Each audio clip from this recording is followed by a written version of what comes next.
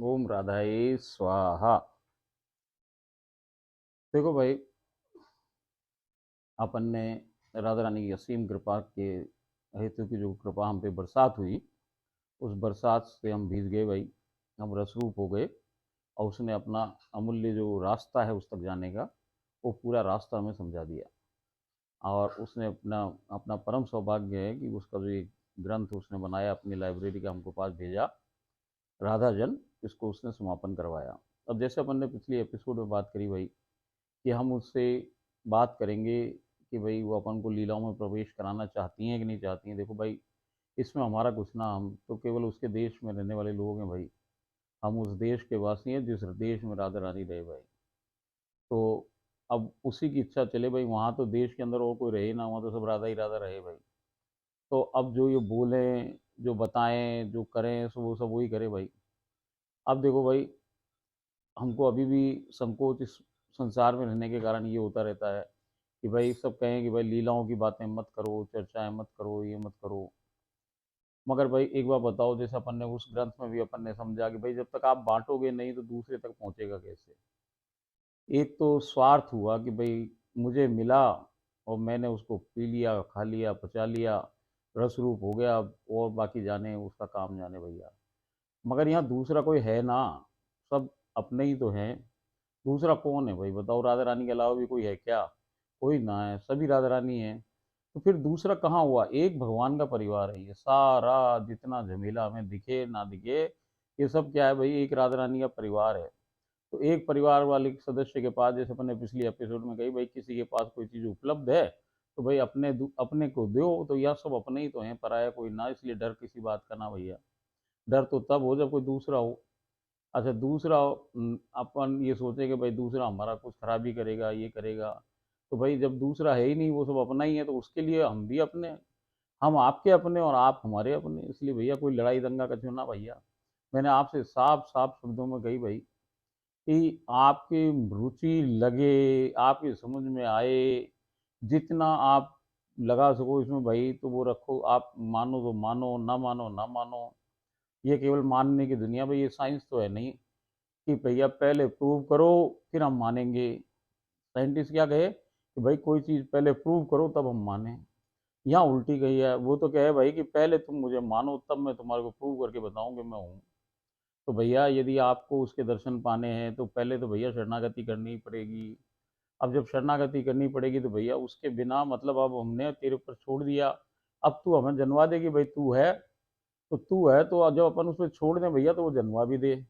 और यदि आप अपनी बुद्धि लगाओ, साइंस लगाओ, सब लगाओ, तो भैया फिर कछु ना मिल रहा।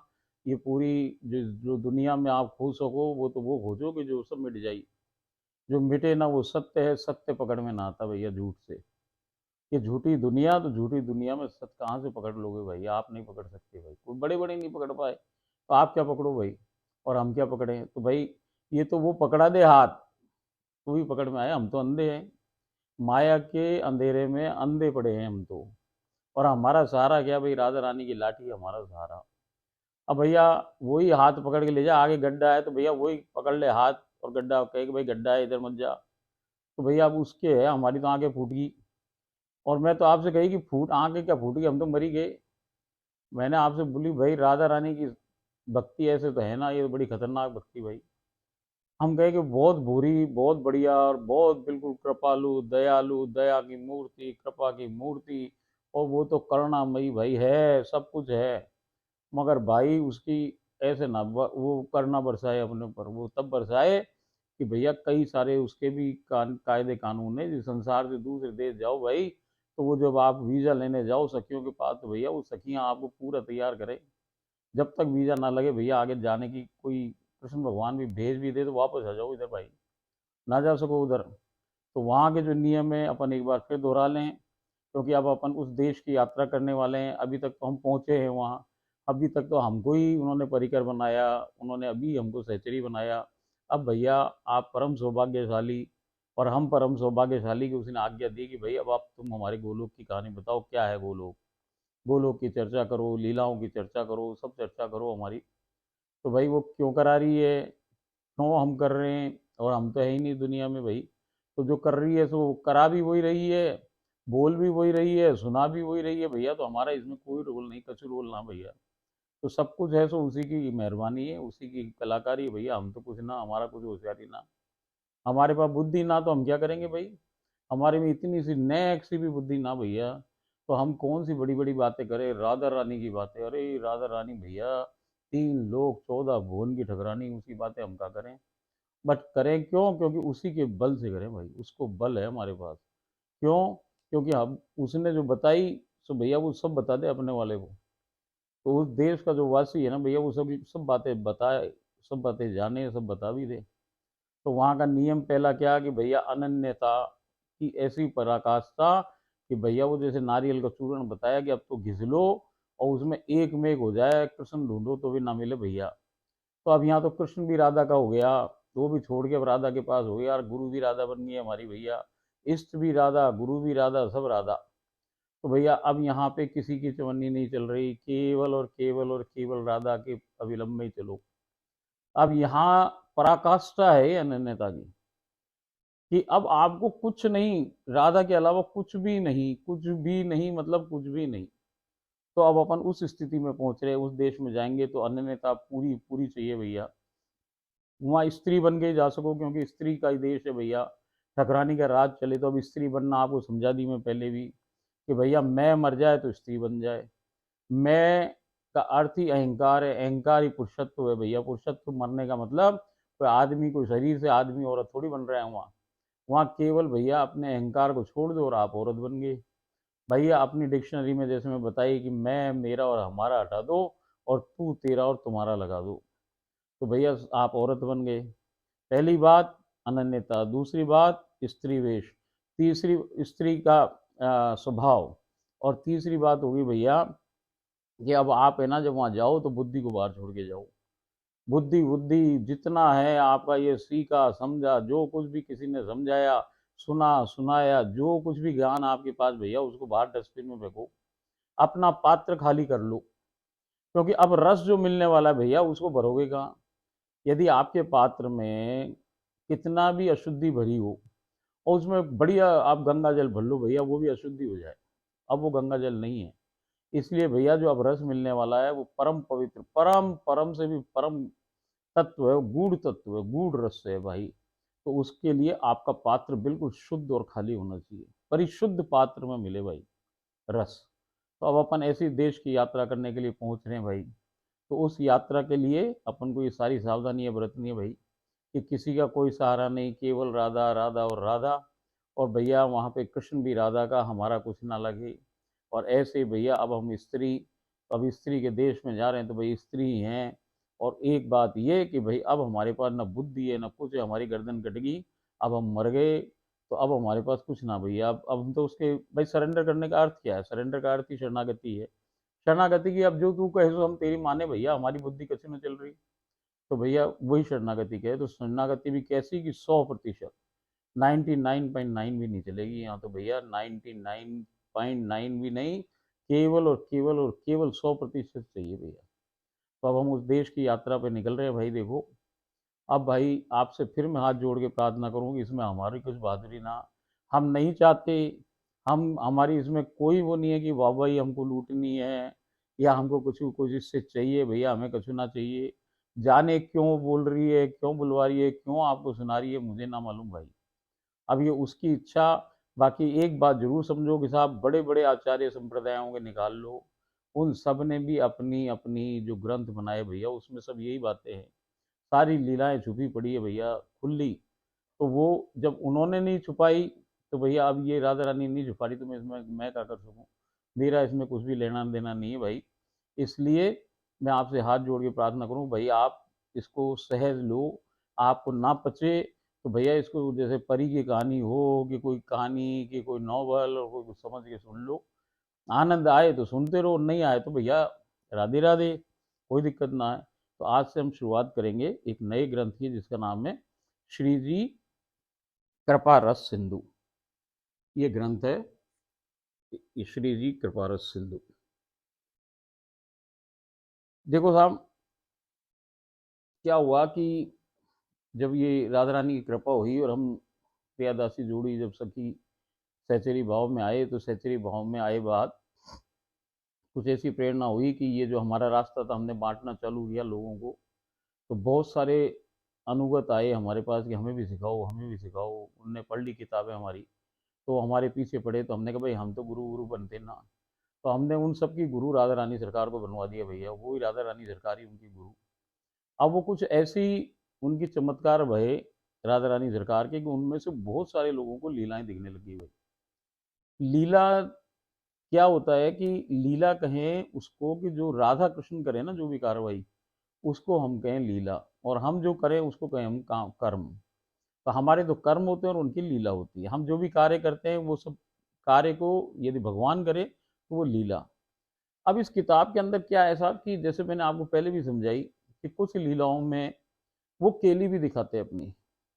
अब केली दिखाने का अर्थ जैसे मैं आपको पूरा अच्छी तरह से समझा चुका कि इनके जो शरीर हैं, ये शरीर कोई मानव के शरीर तो है नहीं। ये तो ब्रह्मा जी ने जब अपनी सृष्टि रची तब से ये औरत और आदमी को उदम पैदा हो गया भाई। वहाँ ब्रह्मा के पहले जो 3 लोग हैं ऊपर जो नित्य हैं, वहाँ तो न कोई पुरुष है न कोई स्त्री है, सब जेंडरलेस हैं। वहाँ तो कोई बॉडी ऐसी है ही नहीं, जाने कौन सी चीज़ की बनी है भाई, ये आज तक कोई ना समझ सका। तो उसमें कोई अंग ही नहीं है, तो अंग नहीं है तो भैया कौन सा तो वहाँ पे कुछ होगा, केली फेली क्या होगी, कुछ नहीं होगी। मगर कुछ लीलाओं में साक्षात मानव, इसमें मैं आपको बताऊं 3 प्रकार से राधा रानी गोलोक में विराजी। एक तो वो ज्योति स्वरूप है। ज्योति स्वरूप मतलब विराट स्वरूप। ये तो आप कह दो भाई जो निराकार माने उनके लिए ज्योति रूप माने तो उस रूप में रहे वो वहाँ। अच्छा, उसी के अंदर एक रूप आ जाता है जो कि मानव आकार का है, जो कि लीला स्वरूप है। जो सारी लीलाएं घटित होती हैं वो उस स्वरूप से होती है। और एक फिर तीसरा रूप हो जाता है, वो है रस रूप। रस रूप का अर्थ, रस का अर्थ आपको मैं समझाई कि जो रास से प्राप्त हो वो रस। रस क्या, राधा सारी रस, राधा का तत्व। तो जो तत्व ज्ञानी लोग हैं जो ज्ञान वाली पूजा करे भगवान में, उनके लिए वो रस रूप है। तो रस रूप ज्ञानियों के लिए हो गया। और जो ज्ञानी ध्यानी है जिनके लिए आपका ये रस रूप है। और जो विराट रूप है वो कौन हो गए भाई, योग वाले जो लोग हैं उन लोगों के लिए हो गया। अब जो ये मानव का जो शरीर लेकर के जो लीलाएं बता रहे हैं, ये भाई ये प्रेमी लोगों के लिए, रसिक के लिए। अब रसिक में आपको समझा दिया कि भाई जो रस पी के छक चुका, मतलब जिसको अब पूरी राधा का तत्व दे दिया रास करके उसके संग भगवान कृष्ण भगवान ने, तो भैया अब वो रसरूप हो गया। रसरूप का अर्थ ही रसिक है। अब वो रसिक हो गया। अब उसे रस की इतनी चाह है कि उसको तो नित्य प्रति नया नया नया नवीन रस चाहिए, तो भाई उसे हम कहें रसिक। तो अब जो सारी लीला हुए ये उन्हीं में हुए। तो ऐसे करके जो हमारी लीलाओं की शुरुआत हुई, एक पहले एक पगली प्यारी है उसकी लीलाएं हुई, उस पर एक पुस्तक लिखी गई। अब ये जो आज से अपन चालू कर रहे हैं, ये एक है गीता बावरी, उसकी ये लीलाएं हैं। अब उसकी लीलाएं नहीं है न, तो वो पहले वाली की लीला भाई कोई आदमी की लीला थोड़ी कही जाए। भाई कोई कोई के कि साहब ये बावरी गीता की लीला, ये पगली प्यारी की लीला, ना ना भैया, लीला तो सब राधा रानी और कृष्ण की हो है। ये तो केवल इनको दिख रही है, ये निरख रहे हैं, ये उनकी सेवा में है, ये उनकी सहचरियाँ हैं। तो लीला वीला जो हो रही है वो तो भगवान और राधा कृष्ण की और उनके जो अष्टकी मंडल है और जो उनका पूरा परिकर है उसी के मध्य हो रही है। और ये उस पहले तो देख ही रहे हैं।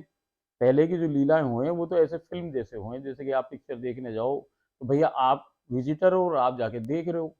अब थोड़े दिनों की लीलाओं में क्या हो कि वो फिल्म ही बदल करके नाटक हो जाए भाई। नाटक में अब जैसे फिल्म में तो आप उठ के जाओ तो हाथ लगाओ तो पर्दा है, वहाँ कुछ ना दीवार है। और यदि आप नाटक में जाओ तो देखो हाँ भाई कोई एक किरदार खड़ा है, वो आदमी है, आदमी या औरत, तो आप उसको देखो तो भाई वो वास्तव में है। तो आप फिर भी देख रहे हो नाटक, और कुछ दिनों बाद लीलाएं कैसी हो जाए भाई कि आप भी उस लीला के पार्ट हो गए। अब आप उस नाटक के हिस्सेदार हो, मतलब अब आपको भी लीला में शामिल कर लिया गया। तो ऐसे 3 प्रकार की लीलाएं हो गई है। तो अभी जो शुरुआत हो ना, वो शुरुआत तो कैसे हो कि भाई आपको वो वैसी लीला दिखे, छोटी छोटी छोटी छोटी छोटी। और उन लीलाओं में भी भाई आप केवल देख रहे हो दूर खड़े होकर के और लीला हो रही है। फिर थोड़े दिन बाद ऐसा लगे कि नहीं नहीं भाई, हम तो इस लीला में हम भी हैं, हम तो निला रहे हैं दुला रहे हैं, तैयार कर रहे हैं श्री जी को। तो भाई वो लीला होने लग जाए। अच्छा, इसमें क्या है कि एक सिद्धांत बताया उन्होंने, एक तरीका बताया हमको, एक फॉर्मूला दिया राधा रानी सरकार ने। हमारी उपज ना वो राधा रानी सरकार की उपज हमको बताई कि भाई ऐसे लीला हुए। तो वो एक पर्टिकुलर तरीका है। वैसे तो मैं ना चाह रहा हूँ कि आपको बताऊं वो तरीका, मगर फिर भी चलो वो बता रही है, उसको बता दूं कि देखो सरकार, शुरुआत में लीलाएं जो हुए वो सब अवतारी काल की लीला हुई। जैसे मैं आपको बताई कि एक जोड़ा तो ऊपर बैठा हुआ है, वो जो कि नित्य है, राधा कृष्ण का जोड़ा। उसी में से जैसे वो तो बोरा भर के शक्कर है, उसमें से एक कटोरी शक्कर नीचे आए, मतलब डिमोशन है। अवतरण क्या है? डिमोशन है भगवान का। भगवान हमको कुछ सिखाने के लिए मानव को ये नीचे आ रहा है, क्योंकि उसने क्या किया कि भाई, जैसे अपन ने डिस्कस करी कि भाई आपको शास्त्र बना दिए, सब बता दिया, आप मानने को तैयार नहीं है जीव, तो भैया वो थियोरेटिकल से ना मान रहा तो प्रैक्टिकल करने आ गया। वो प्रैक्टिकल से दिखा रहा है लेबोरेटरी में अपनी करके कि भाई ऐसे देख ले, वैसे ना समझ में आ रही, हम आके बता रहे हैं। तो भैया वो ऐसे इस कारण से नीचे आता है।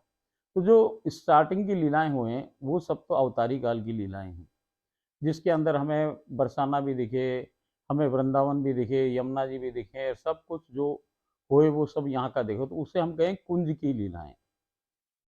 कुंज का आवरण जो है वो बाहर का आवरण है। बाहर जो लीलाएं घटित हो रही हैं वो कुंज की लीलाएं। फिर क्या होती है? निकुंज की लीलाएं होती है। निकुंज उससे अंदर का आवरण है, जिसमें थोड़ी और गहरी लीलाएं होती हैं। और फिर एक होता है निभृत की लीलाएं। निभृत हो बिल्कुल जो गुप्त एकदम अंदर की बात। तो ये जो हृदय कमल की भी तीन स्थितियां हो गई।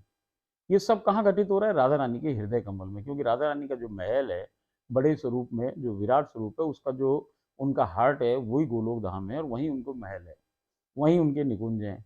तो अब जो बाद की लीलाएं हो वो सब अंदर हुए और वो राधा रानी के महल में हुए। तो वो जो लीलाएं हैं, महल वाली लीलाएं, उसको हम कहें निकुंज की लीलाएं। उसमें भी कुछ बड़ी गुप्त लीलाएं हुई, बिल्कुल विचित्र विचित्र, तो उन्हें हम कहें निभृत की लीलाएं। निभृत मतलब और गूढ़ होता जा रहा है रस। बाहर थोड़ा कच्चा रस है, मतलब पतला रस है। निकुंज थोड़ा और गाढ़ा है। निभृत बिल्कुल गाढ़ा रस है, एकदम गाढ़ा। तो भैया वो पचना बड़ा मुश्किल हो जाए। तो वो जो लीलाएं हुए ना वो हो। अब जैसे मैं आपको पहले ही बताई कि भाई उसके अंदर क्या होता है कि जो एक लीला में जो तरीका मैं आपको बताऊंगा अभी, तो वो जो आप लीला में बैठो ना भाई, तो ये शरीर तो यहाँ रहे और इसमें से कछु निकल करके वहां जाए, और वो जो जो जाए वो लीला देखे। इस आंखों से नहीं दिखती पहले की लीलाएं। ये जो चमड़े की आंखें से कुछ नहीं, ये तो बंदी रहे। और बाकी जो लीला दिखे, जो लीला घटित हो भैया, वो कोई अंदर की चीज जाए हमारे शरीर में से वहां, वो सेवा में खड़ी रहे, और ये शरीर यहीं पड़ा रहता है। जैसे अपन ने अनेकों संतों के, आप वृंदावन में वृतांत पढ़ो तो आपको ये बात समझ में आ जाएगी कि वो वहां बैठे और कह रहे हैं कि भाई जब लीला पूरी हुई तो किसी को अपने शिष्यों को बताएं, तो ये बताएं कि भैया वृंदावन ये था ही नहीं, कोई और वृंदावन था, वो तो कोई और जगह थी जहां हम गए। मगर शरीर कहाँ रहता है? शरीर यहीं रहता है।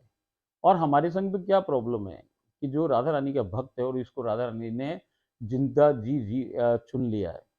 तो अब वो तो कमल के पेड़ की भांति, तो पेड़ तो यहाँ है और कमल का फूल तो कृष्ण भगवान ने उधर भेज दिया। मतलब मन, वो जो चित्त है, चित्त और आपका विवेक जो अंतश्चिंतित देह है, वो तो अब कहाँ है? वो बॉडी तो वहाँ है, वो तो सेवा में 24 घंटे उधर लगी है, उसी के संग हो रहा है जो कुछ हो रहा है। मगर उस बॉडी के संग जो कुछ होता है, उसका जबरदस्त इफेक्ट आपकी इस बॉडी पे होता है। तो वो जो इफेक्ट होता है उस बॉडी के इफेक्ट से, ऊपर वाली बॉडी के इफेक्ट से, ये छाया भी आपके इसके अंदर भी बहुत फर्क आता है। तो ऐसी बहुत सी जगह आएंगी कि जब आपको लगेगा कि अरे यार ये इसके संग ऐसा हो रहा है। अब फिर बाद में क्या हो, थोड़े दिनों बाद वो लीला जब आंख खोल के दिखने लगे, तो भैया अब वो लीला इसी शरीर से दिख रही है आपकी। एक शरीर तो 24 घंटे आपकी उनके संग लग गया। आप, वो तो वहां के वही है बॉडी, वो आप वापस थोड़ी आ रही, वो वही है। अब ये जो शरीर है, ये शरीर भी लीला देखना चालू कर दे, वो उधर दिख रही, मतलब जैसे 4 व्हील ड्राइव बताई मैं आपको भाई, इस आंख से पहले संसार ही दिखता था, अब संसार के अलावा लीला भी देखो, खुली आंख से भी दिखी भाई। अब वो खुली वाली आंख की लीलाएं भी दिखती हैं। फिर आपको लगता है कि अरे घर ही आपका, कहीं भी आप इस संसार में वो निकुंज बन जाए भैया, संसार में सब कुछ होने लग जाए, ऐसी लीलाएं हुए। तो ये जो किताब है, ये जो गीता बावरी है, इसकी जो किताब है, ये इसका पहला पार्ट है लीलाओं का। श्री जी कृपा रस सिंधु, इसमें हमको पहली, जो उसको पहली लीलाएं घटित होती थी उसका कलेक्शन है ये। इसके बाद फिर उसको फिर और गहरी लीलाएं घटित होने लगी, उसका एक दूसरा ग्रंथ है। फिर और भी ज़्यादा लीलाएं उसको और गूढ़ी होने लग गई, तो उसका एक और ग्रंथ है। अब जब हमने शुरुआत ही कर दी है तो आपको आगे तक की यात्रा कराएंगे इसमें सारी। तो आप धैर्य से सुन के, सोच के इसको आराम से सुनो, बैठो, और मैं आपको यकीन दिलाऊं कि यदि आप वास्तव में इन वीडियोस को देख रहे हो, और आप आज के बाद के जो वीडियोस देखो भैया, उसमें यदि आप उसको सुनो आंख मीच करके, आप बैठ जाओ टीवी के सामने या आपके मोबाइल के सामने, और आप केवल उस आवाज़ को सुनो, क्या क्या हो रहा है। तो मैं आपको यकीन से कह सकूँ कि भाई आप भी ऐसा महसूस हो जाए कि ये सब कुछ आपकी आँखों के सामने घटित हो रहा है। जैसे फ़िल्म चले ना, ऐसे आपकी भी पूरी की पूरी फ़िल्म चले। भैया तो उसने लीला देखी, ये लीला जीवित है एक्चुअली। इसमें क्या क्या ख़ास बात होती है कि राधा और कृष्ण की जो ये लीलाएँ हैं, ये लिखी मतलब उस दिन हुई थी, ऐसा नहीं है, ये तो सतत चल रही है।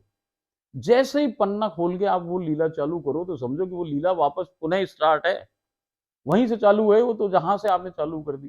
तो भैया इसमें हुआ नहीं था, क्योंकि वहाँ तो पास्ट टेंस तो हुए ना।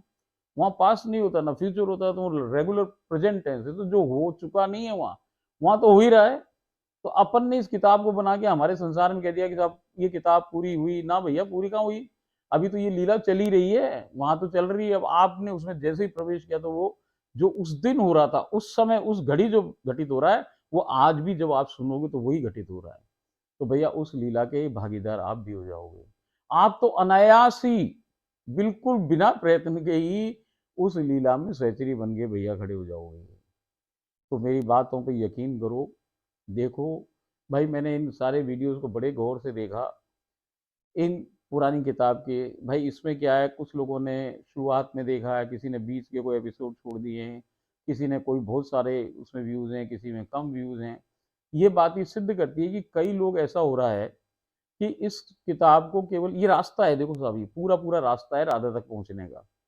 अब वो आपकी समझ में इसलिए नहीं आ सकता है कि हो सकता है कि भाई आप किसी दूसरी रीति, किसी दूसरे रास्ते पे चल रहे हो, तो आपको समझ में ना आ रहा हो।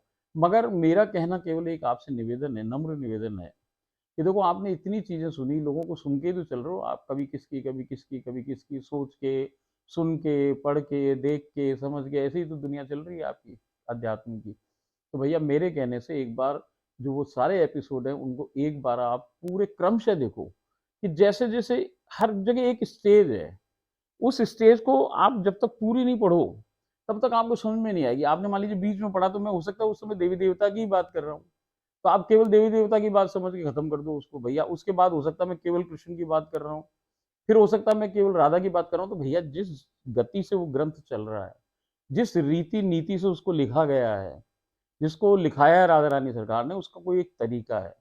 तो भैया एक से लेकर के जो आप पूरा अंत तक है, उसको आप एक सीरीज से सुनो, बीच बीच में सुनने से काम ना पड़े। और भैया उसमें बड़े सारे प्रश्न हो सके, तो भैया अब हम ऐसा भी करने वाले हैं कि कोई बहुत सारे प्रश्न आ भी रहे हैं हमारे पास, तो हम जो एक संडे संडे का जो एपिसोड बनाएंगे, उसमें प्रश्नों का एपिसोड बनाएंगे, कि भाई जिस जिसके जो भी प्रश्न हो वो हमसे पूछ सके, हमारी ईमेल पे डालो आप, तो हम आपको उसका जवाब दें। ऐसे बहुत सारे प्रश्न आए, तो अब हम संडे को एक एपिसोड ऐसा बनाया करेंगे जिसमें जो जो प्रश्न हैं, उन प्रश्नों को हम राधा रानी से पूछ के आपको उत्तर दिलाने की कोशिश करेंगे।